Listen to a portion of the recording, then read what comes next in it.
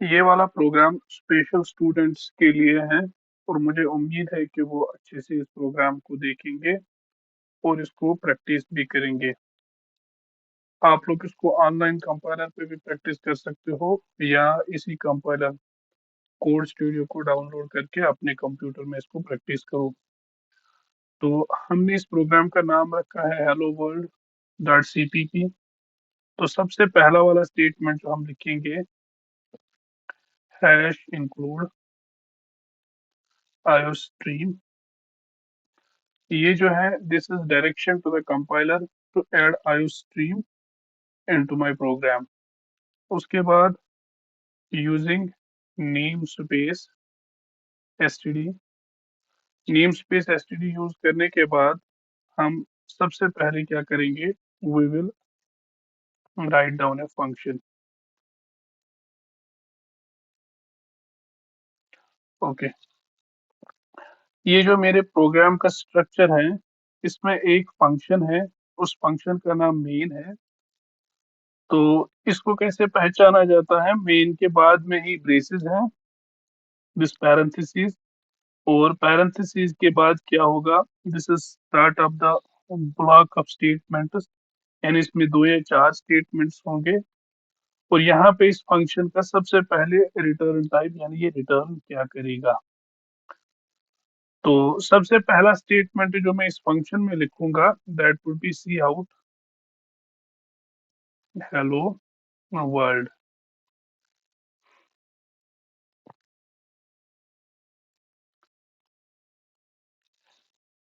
अगर हम इस प्रोग्राम को देखें तो this comprises of two parts. एक तो ये है डायरेक्टिव्स और दूसरा एक फंक्शन है मेन फंक्शन। एक प्रोग्राम में एक से ज्यादा फंक्शंस हो सकते हैं, लेकिन जब प्रोग्राम स्टार्ट होता है, सबसे पहला स्टेटमेंट जो प्रोग्राम का एग्जीक्यूट होता है, वो पहला स्टेटमेंट होता है मेन फंक्शन का।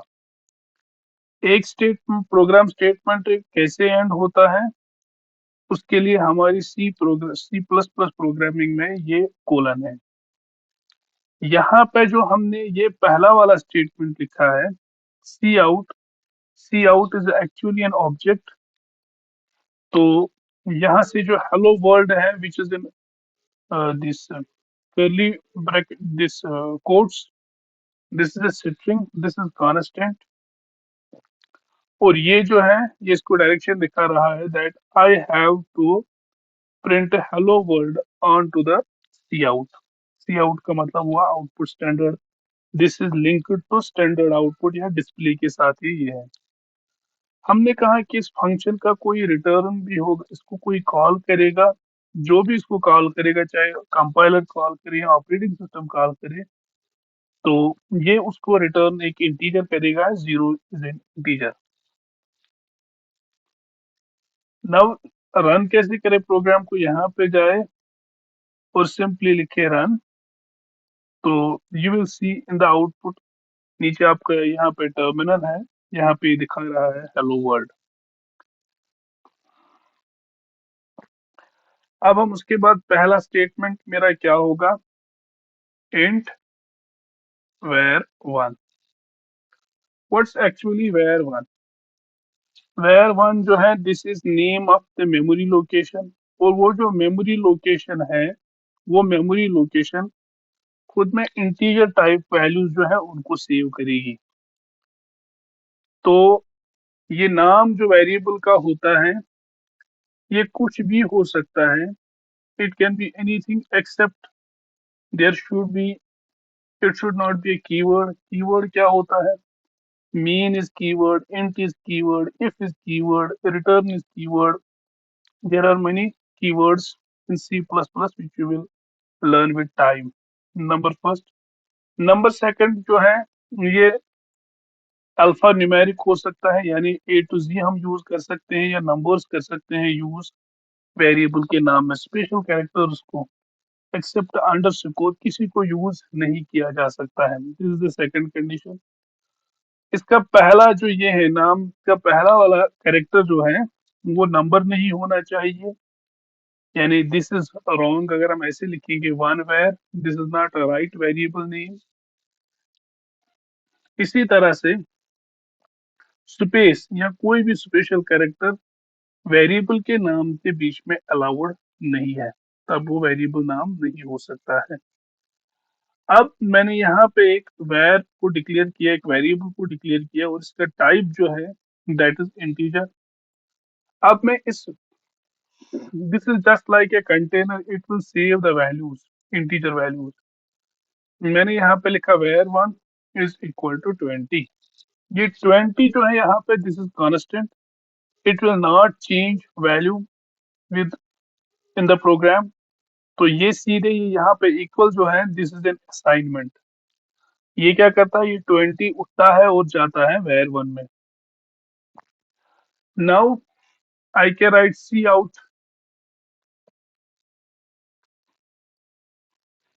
var1। यहाँ पे मेरे पास अब दो स्टेटमेंट्स है, एक है सी आउट var1, दूसरा है सी आउट हेलो वर्ल्ड। जो यहाँ पे var1 है दिस इज अ वेरिएबल, यहाँ पे जो भी इसका वैल्यू होगा that would be displayed on the output screen. और यहाँ पे directly this is the constant, string constant, ये डिस्प्ले होगा किस पे, आउटपुट स्क्रीन पे। Let's run it once. देखो इसने मुझे दिखाया 20 और हेलो वर्ल्ड, और इसने मेरा जो आउटपुट दिखाया वो एक ही लाइन में दिखाया। सपोज मैं चाहता हूँ कि मेरा आउटपुट दो लाइन्स में आए, यहाँ पे मेरी यहाँ एक न्यू लाइन कैरेक्टर आ जाए, तो उसके लिए मैं यूज करूंगा \n। This is escape character, run it once. Okay, तो यहाँ पे मुझे मिला 20 पहली लाइन में, और हेलो वर्ल्ड जो था वो मुझे दूसरी लाइन में मिला।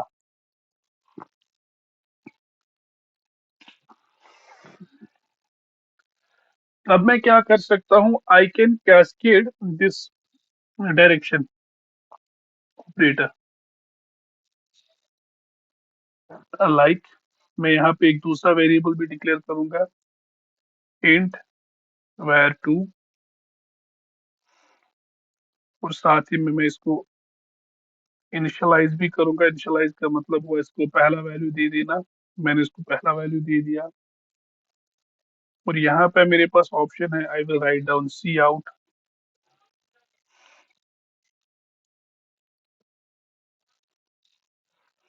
var2। इस तरह से मेरे पास दो वेरिएबल्स आ गए, एक तो आ गया 20, दूसरा आ गया 40। अब मैं क्या कर सकता हूँ, मैं यहाँ पे इस वेरिएबल, इस ऑपरेटर को कैस्केड कर सकता हूँ। यानी जो ही ये खत्म हुआ ऐसे var2, it has the same effect as if I have written separate var2। Let's see it।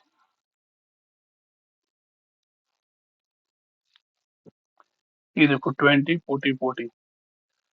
मेरे पास एक और चीज है, कमेंट लाइक दिस। ये क्या करता है, ये इग्नोर करता है उस लाइन को जहां पे अब इसको अप्लाई किया जाएगा, यानी compiler will not execute this line of code, जैसे कि ये यहाँ पे है ही नहीं। देखो इसने एक ही बार में ये किया। कमेंट को आप कहीं पे भी यूज कर सकते हो, लेकिन जहां से आप इसको स्टार्ट करोगे वहां से एंड ऑफ द लाइन तक ये क्या करेगा,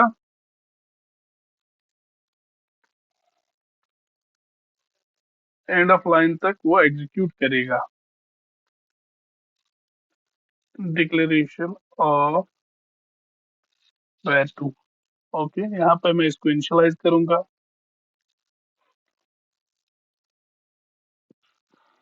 once I will run it, it will not show me any error, सीधे एग्जीक्यूट होगा, क्योंकि यहाँ पे मैंने इसको क्या किया, कमेंट यूज किया। तो इस लाइन को मैं, इस लाइन ऑफ कोड को मैं डिलीट ही कर सकता हूँ।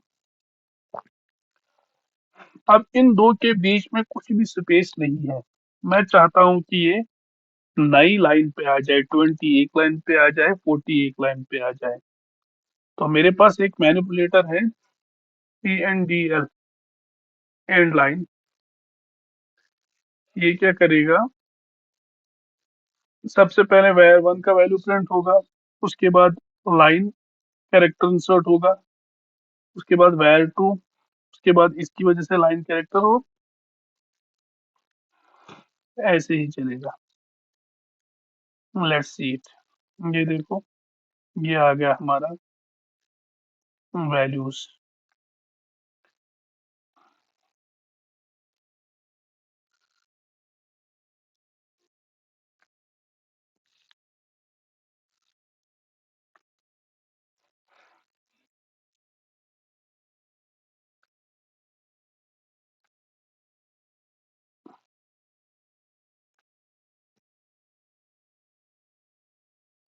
ये मेरा 20 भी आ गया, और ये मेरा 40 भी, और ये मेरा हेलो वर्ल्ड भी आ गया।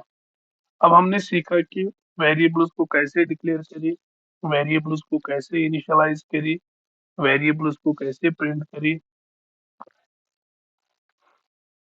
अब जाके मैं क्या कर सकता हूँ, मैं यहाँ पे एक और वेरिएबल डिक्लेयर करूंगा var3, और इस var3 का वैल्यू जो मैं लूंगा, इसको मैं इनिशियलाइज करूंगा var3 is equal to var1 plus var2। यानी var3 में var1 और var2 का जो सम है वो प्रिंट होके रहेगा। तो यहाँ पे मैं लिखूंगा, हेलो वर्ल्ड को चेंज करेंगे, the sum of two variables is, this is string, और उसके बाद लिखेंगे var3।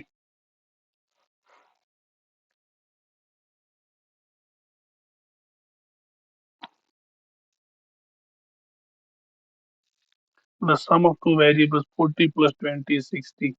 अगर मैं इसका वैल्यू चेंज करूंगा, सपोज मैंने इसका वैल्यू 80 रख दिया, and I will run it,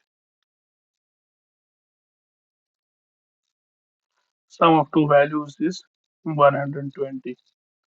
तो हमने देखा कि वेरिएबल्स को डिक्लेयर कैसे करना है, वेरिएबल्स को कैसे इनिशियलाइज करना, कैसे इनके बीच में अरिथमेटिक ऑपरेशन प्लस माइनस जो भी आप चाहोगे वहां पे आप करोगे, और कैसे आप इसको आउटपुट पे जाके प्रिंट करोगे। हमने ये भी सीखा कि कमेंट्स कैसे डाले जाते हैं, single line comments,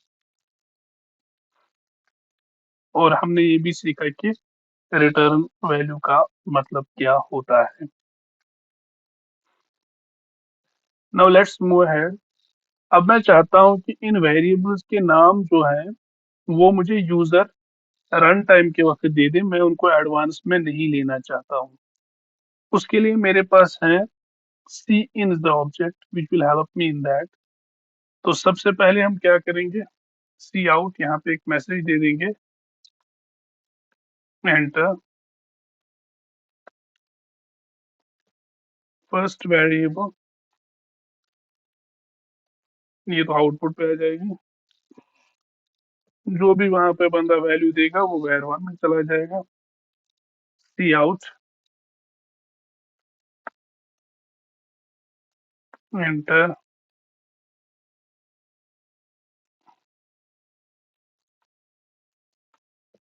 second value, जो भी यहाँ पे वैल्यू आ जाएगा वो var2 में चला जाएगा। तो वंस var1 और var2 के वैल्यू इनका फिर सम होगा, और सम होने के बाद इनको हम डिस्प्ले करेंगे। तो इसका मतलब ये इनिशियलाइज मुझे जरूरत नहीं है, I can comment this line, I can also comment this line. Now let's see how this program will run, how will this go, run it like this okay. कह रहा मुझे पहला नंबर दे दो यहाँ टर्मिनल में, I will give it 58, enter second value, I will give it 22। इसने बोला कि पहला वैल्यू 58 था, सेकंड 22 था, और टोटल जो आपका वैल्यू है दैट इज 80। अब मैं एक काम करूंगा, I will debug it, debug like this.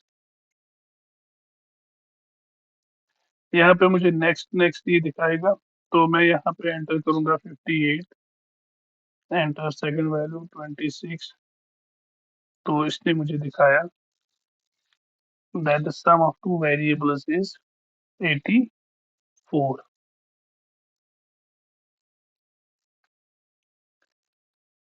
हमने खाली इंटीजर वेरिएबल्स को ये किया यहाँ पे डिस्कस किया. You can use decimal values also. Decimal values या फ्लोटिंग पॉइंट वैल्यूज आप यूज कर सकते हो. फ्लोटिंग पॉइंट वैल्यूज वो वैल्यूज हैं जिनमें फ्रैक्शनल पार्ट भी होता है. यहाँ पे वो फ्रैक्शनल पार्ट नहीं है, उनमें फ्रैक्शनल पार्ट की भी अवेलेबिलिटी होती है. तो उनकी जो स्पेस पे वो लेते हैं, स्पेस लेने की कैपेसिटी, वो ज्यादा स्पेस लेते हैं क्योंकि उनको ज्यादा बड़े रेंज के नंबर्स होते हैं. Now I want you people to do one thing. आप यहाँ पे फ्लोट लिखोगे, फ्लोट के दो वेरिएबल्स डिक्लेयर करोगे, फिर उनके बीच में सम करके उसको प्रिंट करोगे.